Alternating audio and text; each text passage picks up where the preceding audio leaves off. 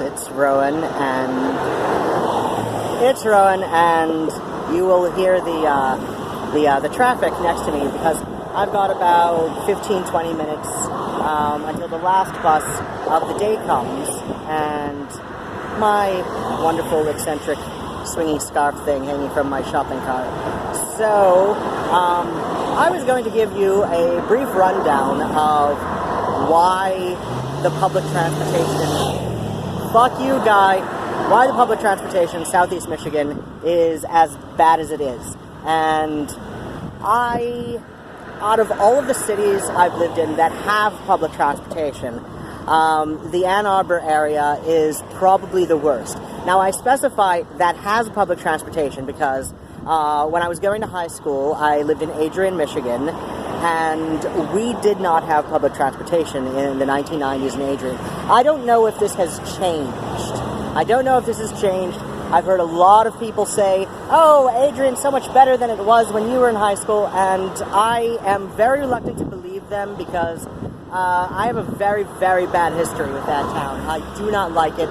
The only reason I've been back since I basically left home when I was 17, the only times I've been back since I was 17 were, one, I went back once for my father's memorial service when I was 21, so, 4 years after that. And I want to say I went once, maybe within a year or two after my chest surgery, because you know how sometimes you get in this mood for something very nostalgic from your childhood or adolescence, and you can still get it, is like I had to go back to there for to the Frosty Boy, and I dragged my ex. Well, we were kind of still dating at the time, and I dragged my ex down there to the Frosty Boy because I needed this goddamn sundae that I've only ever seen there, and now I forget what it was, but I had to drag him all the way out there for that from Ann Arbor. Technically, we were priced out to Pittsfield Township at the time, but that's the important part is I dragged him all the way out there for a sundae, and I don't even remember what it is. But, because there are those little things that you can only get at those little small-town ice cream shacks. So, and when I lived with the same ex in Rochester Hills, Michigan, sometime before the Frosty Boy, some years before the Frosty Boy incident, I want to say it was the same year I had to go back for my father's memorial service. So we lived in Rochester Hills, Michigan, which is a little bit east of Bloomfield Hills, which Bloomfield Hills has one of the highest costs of living in the entire United States. And you've got a bunch of rich jackasses up there. I know Aretha Franklin and her sister have houses up there, but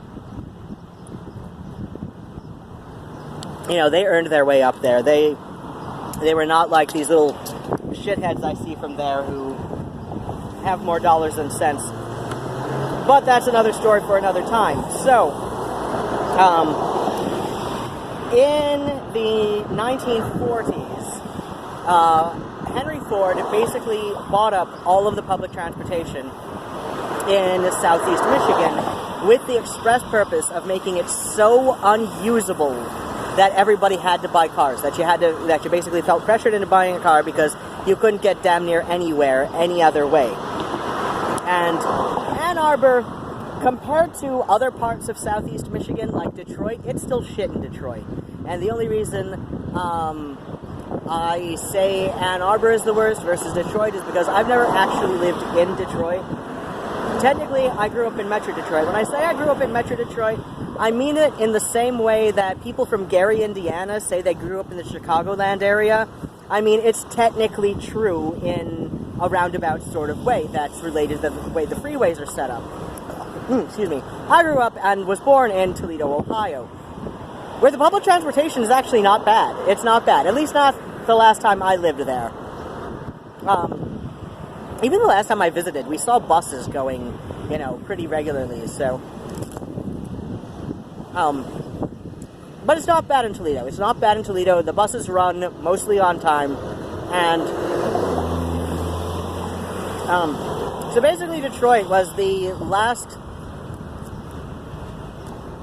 city to get their public transit back from Ford Motors, and Ann Arbor, I believe, was the first city to get it back from Ford. Lansing, Michigan, they've won several state and regional awards for their public transportation. It's still not as good. It's still nowhere near as good as it is in Chicago. And it's still not as good as I'd say it is in LA. In LA, there's even jokes in movies about how, quote-unquote, bad the public transportation in Los Angeles is. You know, like, if you've seen Who Framed Roger Rabbit, there's that joke at the beginning of the film, and remember, the whole movie is set in the 40s. So there's that joke about how, you know, like, LA's got the best public transportation in the world, and the joke is supposed to be, which is only going to make sense to people who, you know, have heard about, you know, who, you know, are, you know, live in Los Angeles, that, you know, oh, the public transportation in LA sucks now, but in the 40s it wasn't half bad. Compared to Ann Arbor, I mean, yeah, Los Angeles, it's not as good as it is in Chicago. Chicago is like gold standard for all of North America public transit, as far as I'm concerned. But no, LA's not bad. LA's pretty good. LA's pretty good as far as public transportation goes, simply because I know what the public transportation is like in Michigan, and, you know, and Toledo. It's not, you know, it's better than it is in Toledo, and it's better than it is in Charlottesville, Virginia. And the only reason I place Charlottesville better than Ann Arbor, and I lived there as well, is because while it does have a lot of the problems that Ann Arbor's public transit has, though not with the history, you know, it's like the buses only run like every half hour, you know, and some of them after a certain time of day, it's only every hour, and they stop at a certain time at night.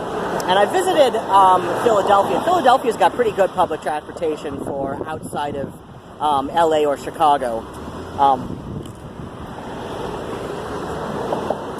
But again, Lansing's got some of the same issues that Ann Arbor has with their public transportation, which is like, why I wonder why they win regional awards, but I can see why they win state awards. So, but one thing that Charlottesville has over Ann Arbor is Charlottesville still has the city trolleys. And Ann Arbor, from, I want to say, the early 1930s, maybe 1928, 29 or so, but like, so we're looking like Art Deco period to about 1964, Ann Arbor, and I grew up around Rail Yard in Toledo because that's where my grandfather worked. In fact, I can still see artifacts of it here on Washtenaw. Can I show here? So down the Meridian line there, here, you can't see it too well on the camera, but I can tell, even after they've paved over it a bunch of times over, you know, over the years. But like when I first moved back to the area, you could really tell that that used to be a track. That used to be a track for city train, and the city train for the Ann Arbor transportation ran an express from Ann Arbor to Ypsi, so the main line that ran down Washtenaw. For a while, it was a boulevard in there, but then they took that out to put a Meridian line, to put a Meridian lane down Washtenaw, so that traffic would go a little bit more easily. Traffic down Washtenaw is still complete shit between, like, you know, during rush hour, but I've seen it worse in other cities. And I gotta admit, it's not quite as bad as it was when there was still a boulevard down there. But still, like, I don't know why they... But yeah, so the train that used to run down Washtenaw, express from downtown Ann Arbor to downtown Ypsilanti, would get you there in about 20 minutes. Then there was a 5-minute stop in each downtown section, you know, for people to get on and off. And then it would run back, express, you know, so no stops. And it would get through there in about 20 minutes.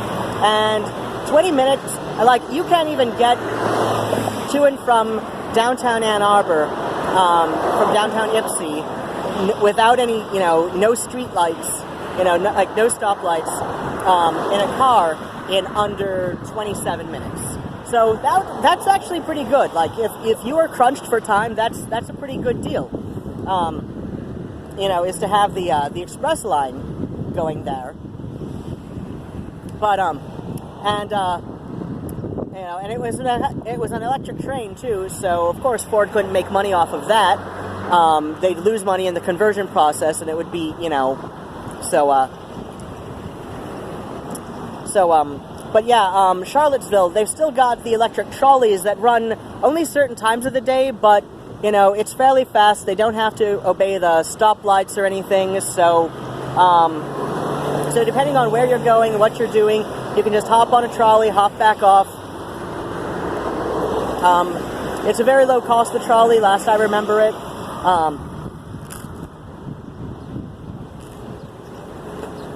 But that's the one thing that's got over Ann Arbor lately. I mean, it still has the same problems. Like, you can't get a bus between something like midnight and 6 a.m., even though it's a very student-heavy town, same as Ann Arbor.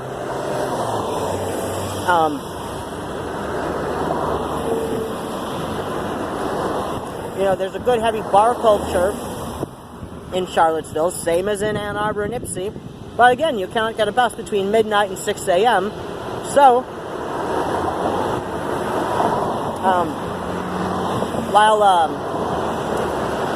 I don't remember what Charlottesville does to make up for that, but Ann Arbor makes up for that with the night ride service, which is a low-cost shared taxi. That's partnered with the Blue Cab Company, which is based out of Ypsilanti. But yeah, so it's a low cost, it's a flat rate. $5 if you have a Go Pass or you call ahead of time, before 6 p.m. I believe. So you got to plan your day, which you should be doing anyway. Or if you have a Go Pass, which means you work in downtown Ann Arbor, it's $5, but it's $7 Ann Arbor to Ypsi otherwise. And I think it's only $5 if you're within the Ann Arbor city limits, Go Pass or not. But if you've got a little cripple pass, the A-Ride service, like I've got, it's $2.50, so that's nice. But no, this has some of the worst public transportation I've ever had. It's just 7, and I'm expecting the last bus of the day, which is Sunday. I'm expecting the last bus of the day in about 10, maybe 15 minutes. And like I said, this is Sunday is even worse. And that's one thing I remember Charlottesville having. That's another thing I remember Charlottesville having over. Sorry about your penis! That's another thing I remember Charlottesville having over Ann Arbor is you could get a bus after 7 p.m. on a Sunday. I still don't think it ran quite as long as it does in Anna as it does during the rest of the week, but you can still get a bus after 7 p.m. on a Sunday. Why? Because people work.